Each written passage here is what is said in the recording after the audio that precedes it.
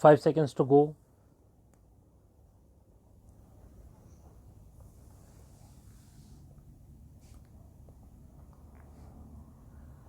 Start. The defendant refused to accede to the demand made by the plaintiff in its reply letter dated November 23, 2005. Aggrieved by the refusal, Messrs. Sibco filed the CS number 79 of 2006 for a sum of rupees 3 crore 25 lakh 54,483 from Messrs. Sidbi. The defendant disputed the claim on account of delayed payment, or in other words, delayed redemption of the aforesaid bonds. It was categorically pleaded that a liquidation proceeding was initiated against CRB Capital, who at one point of time was the holder of the aforesaid bonds and sold it to the said Shankar Lal Saraf on February 20, 1997 and on April 7, 1997.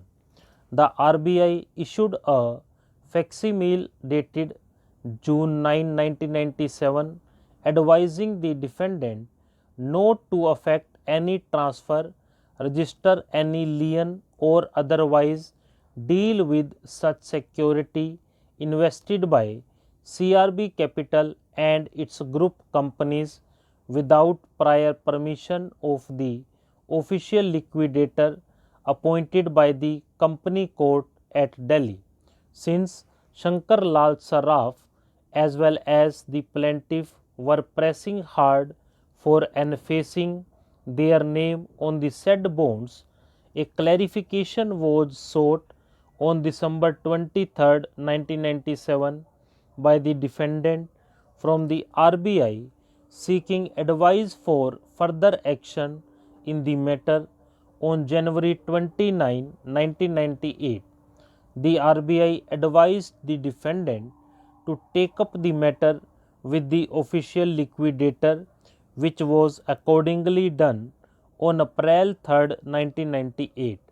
The defendant stated that despite multiple reminders till July 18, 2001, no reply was received from the official liquidator in this regard.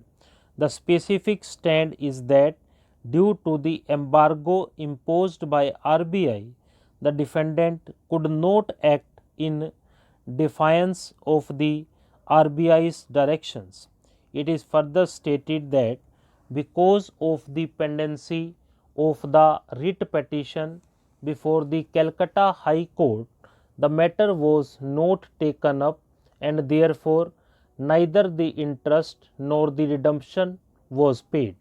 According to the defendant, after the company court order in the liquidation proceeding, the plaintiff's name was put down upon the said bonds and the holder was paid the principal as well as the interest up to the date of redemption.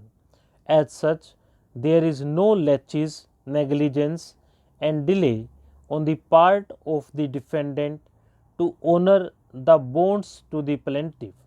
The central case projected by the plaintiff was that the amount, both principal and interest, were paid beyond the maturity period and therefore the defendant is liable to pay the interest for delayed payment.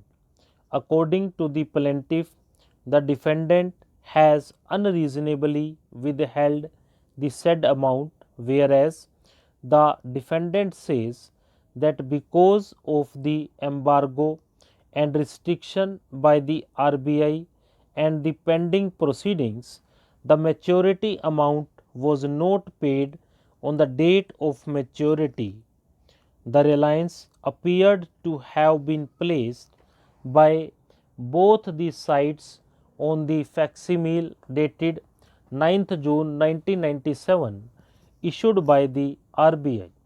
The learned trial court in his judgment noted that there is a clear stipulation against affecting any transfer, register any lien, or otherwise deal with the securities of CRB Capital, with further stipulation that it should not part with the interest, dividend, or principal without the permission of the official liquidator.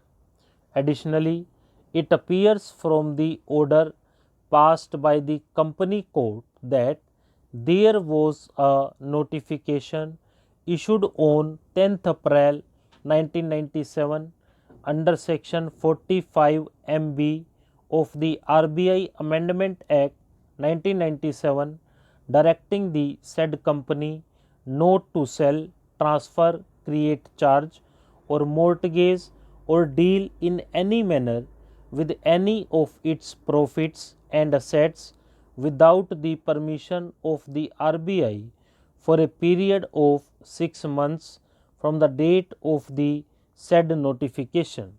The official liquidator was appointed on 22nd May 1997, who subsequently treated the subject bonds as fraudulent preference under section 531 of the Companies Act 1956. Though it was held by the company court vide its judgment dated 17 December 2004 that the transactions are genuine and cannot be declared as fraudulent preference at the instance of the official liquidator, the fact remains that there was some claim over the subject bonds. The RBI is found to be empowered to control the management of the banking company in certain situations and can lay down the parameters enabling banking companies to expand business and regulate the paid up capital, reserve funds, cash funds, and above all, policies in the matter of advances to be made by the banking companies and allocation of resources, etc. Stop.